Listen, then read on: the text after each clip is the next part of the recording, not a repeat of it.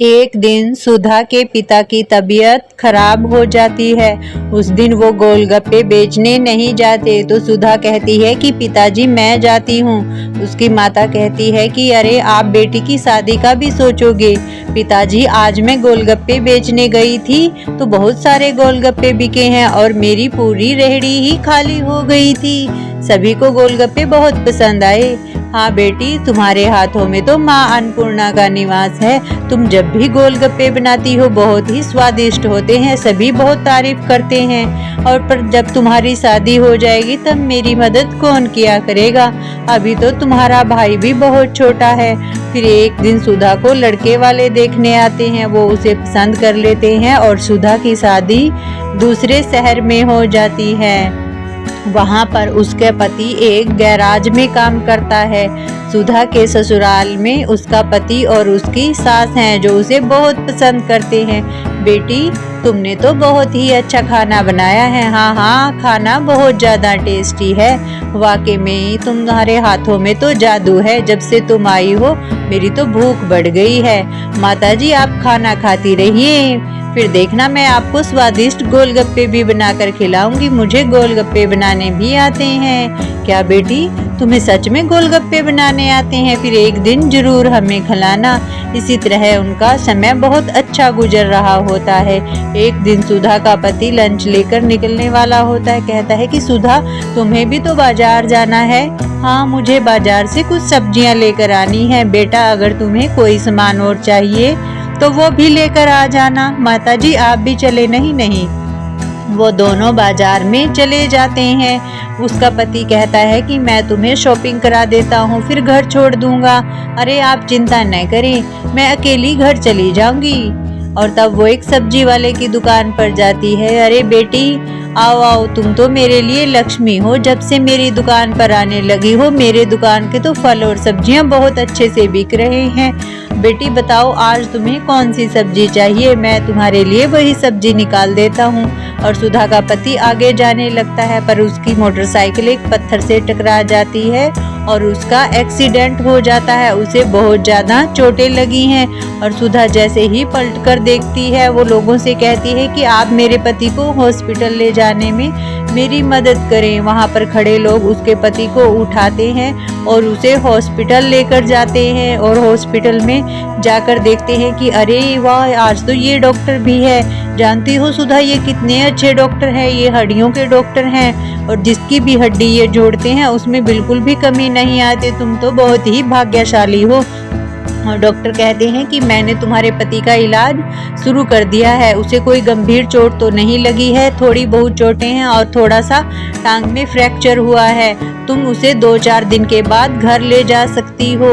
और इसी तरह कुछ दिनों के बाद सुधा के पति रोहित को हॉस्पिटल से छुट्टी मिल जाती है और वो घर पर आ जाता है। और उसकी माँ कहने लगती है कि बेटा, अब तुम 6 महीनों के लिए बेड रेस्ट पर हो। अब हमें कुछ न कुछ काम करने की सोचनी चाहिए। पर माताजी, मैं इस हालात में कोई काम नहीं कर सकता। अरे आप चिंता न करें, आप सिर्फ अपनी सेहत का ध्यान रखने काम करने के लिए मैं हूँ ना। मैं अपने पूरे घर का भार संभाल लूंगी। माँ जी, आप भी चिंता न करें। और इसी तरह उसके माता पिता को भी रोहित की चोट के बारे में पता चल जाता है और वो अपने जमाई से मिलने के लिए आते हैं। उससे पूछते हैं कि भगवान का शुक्र है बेटा, तुम्हें चोट ज्यादा नहीं लगी। तुम्हें सिर्फ एक टांग में ही फ्रैक्चर हुआ है और तुम कुछ दिनों के बाद ठीक हो जाओगे। तुम्हें ज्यादा चिंता करने की जरूरत नहीं है। तब तक हम तुम्हारे साथ यहीं पर रहेंगे। और जानते हो, मेरी बेटी गोलगप्पे बहुत अच्छे से बनाती है। अगर तुम्हें ऐतराज न हो, क्यों ना मैं गोलगप्पों का काम शुरू कर दूं? मैं वाकई में ही बहुत अच्छे गोलगप्पे बनाती हूँ। अरे हाँ, सच में मेरी बेटी बहुत अच्छे गोलगप्पे बनाती है। इससे आपकी आमदनी भी हो जाएगी। जैसा आप लोग चाहें वैसा कर लो। अब मैं कुछ और नहीं कर सकता। बेटी, रोहित की तबीयत को ठीक होने में अभी समय लगेगा पर हमें अपना घर भी तो संभालना है। और इसी तरह सुधा अगले दिन एक रेहड़ी लेकर आती है और सुधा के पिताजी वहाँ पर गोलगप्पों का काम शुरू कर देते हैं। और उनकी गोलगप्पे की बिक्री धीरे धीरे बढ़ने लगती है क्योंकि सुधा के हाथों में वाकई ही जादू है। सभी लोग उसके गोलगप्पे खाते हैं और हर रोज सुधा के आने का इंतजार करने लगते हैं। अरे बेटी, अब तो तुम्हारा काम धंधा अच्छे से चलने लगा है।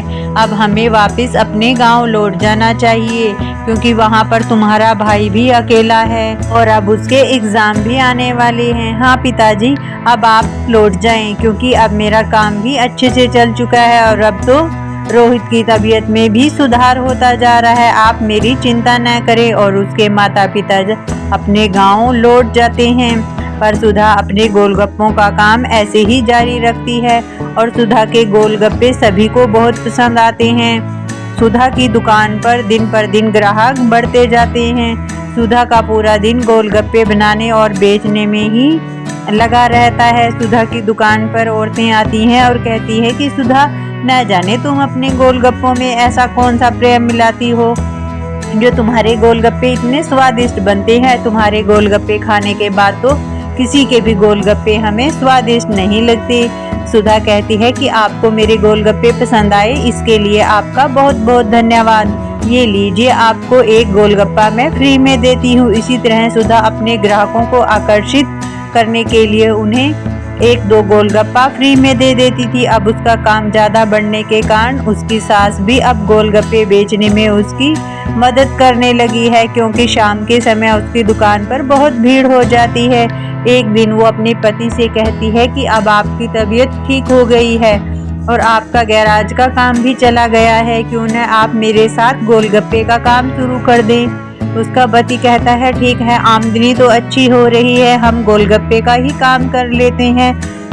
उसकी सास को भी ये बात सुनकर अच्छा लगता है, क्योंकि उसे पता है कि गोलगप्पे के काम में बहुत ज़्यादा आमदन है और वो दोनों मिलकर गोलगप्पे का काम शुरू कर देते हैं और उन्हें अपने नीचे दो और नौकर रखने पड़ते हैं। इसी तरह सुधा के गोलगप्पे पूरे बाजार में फेमस हो जाते हैं। अगर हम किसी भी काम को मन लगाकर करते हैं तो एक दिन उसमें सफलता जरूर हासिल करते हैं। कोई भी काम छोटा बड़ा नहीं है।